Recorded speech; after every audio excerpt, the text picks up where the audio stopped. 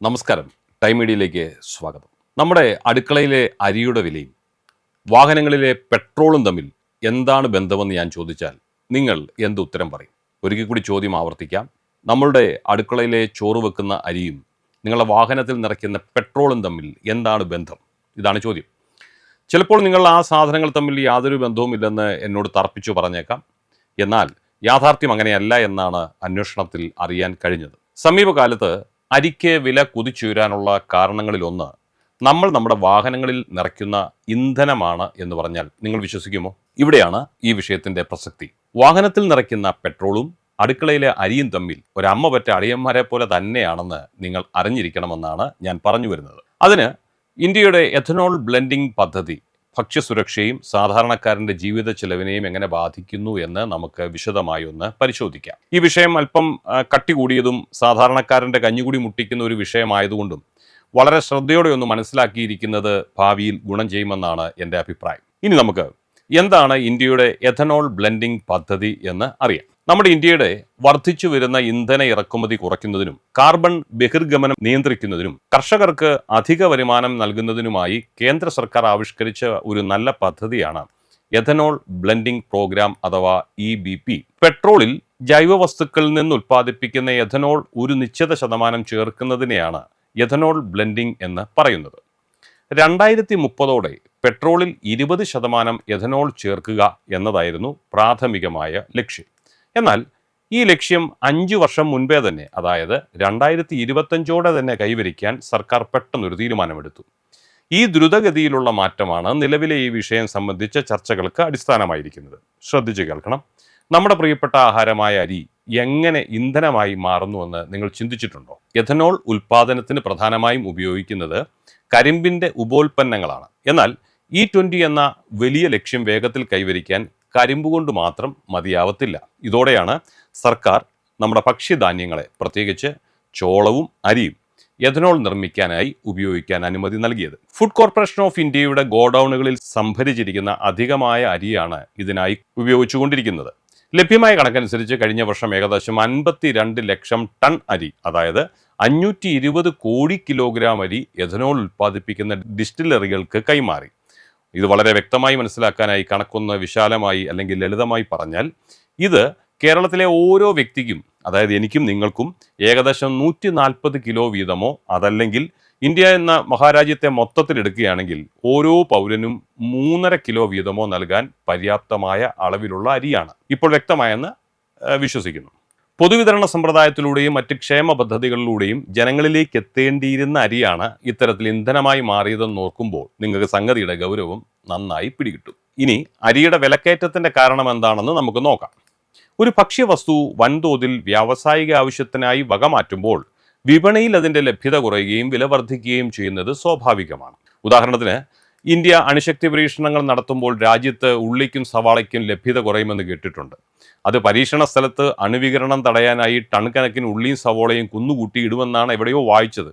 ഇത് വാസ്തവമാണ് എങ്കിലും അല്ലെങ്കിലും ഇത് സംബന്ധിച്ച് നിങ്ങൾക്കറിയാവുന്ന വിവരങ്ങൾ കമന്റ് ബോക്സിൽ ദയവായി പങ്കുവയ്ക്കുമല്ലോ. ആ വിഷയം അവിടെ നിൽക്കട്ടെ. നമുക്ക് നമ്മുടെ അരിയിലേക്ക് തന്നെ മടങ്ങി വരാം. എഥനോൾ നിർമ്മാണത്തിനായി 520 കോടി കിലോഗ്രാം അരി പൊതുവിപണിയിൽ നിന്ന് അപ്രത്യക്ഷമായത് അരിയുടെ ലഭ്യതയെ കാര്യമായി ബാധിച്ചു.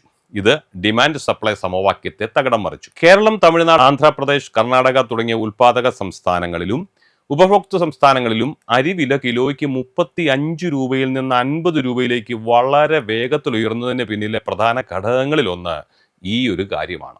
റേഷൻ വിതരണത്തിൽ സംഭവിക്കാൻ പോകുന്നത് എന്താണെന്ന് പറയാം. FCI ഗോഡൌണുകളിലെ ഫുഡ് കോർപ്പറേഷൻ ഓഫ് ഇന്ത്യയുടെ ഗോഡൌണുകളിലെ സ്റ്റോക്ക് കുറയുന്നത് സംസ്ഥാനങ്ങൾക്കുള്ള റേഷൻ വിഹിതത്തെ ബാധിക്കാം.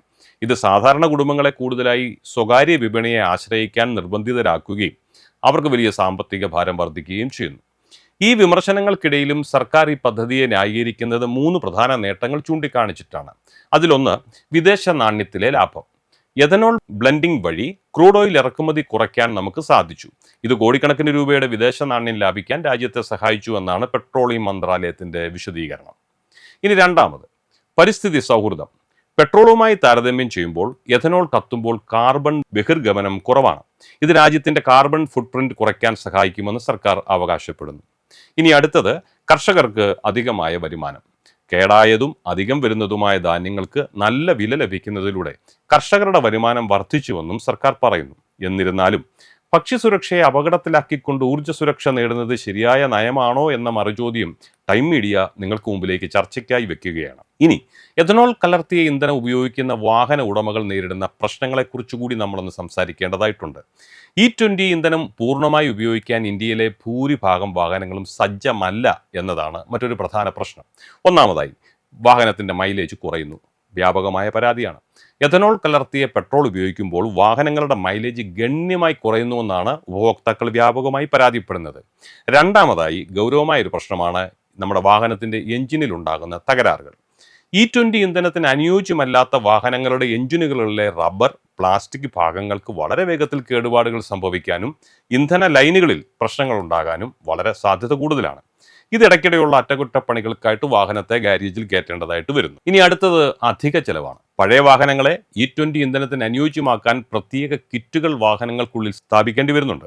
ഇതിന് വാഹന ഉടമകൾ അധികമായി പണം മുടക്കേണ്ടി വരുന്നു.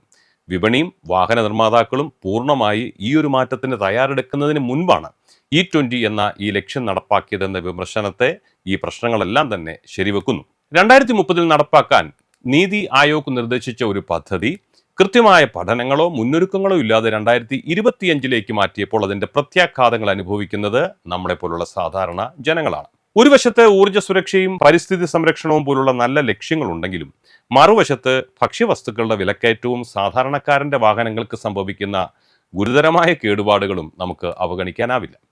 അരി, കരിമ്പ് പോലുള്ള ഭക്ഷ്യവിളകളെ ആശ്രയിക്കാതെ കാർഷിക അവശിഷ്ടങ്ങളിൽ നിന്നും മറ്റും എഥനോൾ നിർമ്മിക്കാനുള്ള 2G അഥവാ സെക്കൻഡ് ജനറേഷൻ സാങ്കേതികവിദ്യ പൂർണ്ണമായി വികസിപ്പിക്കുന്നതുവരെ ഭക്ഷ്യധാന്യങ്ങൾ ഇന്ധനമാക്കുന്നത് ശരിയായ നടപടിയാണോ?